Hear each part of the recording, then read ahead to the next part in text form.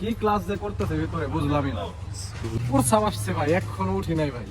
কি বলে এসব মিউজিক?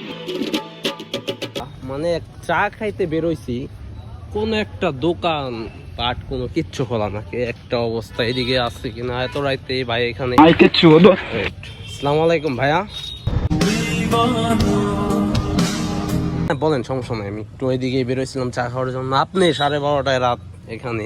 আর ভাই বললেন না, সকাল 9টায় গার্লফ্রেন্ড ফোন দিচ্ছে प्यारी समझ गई।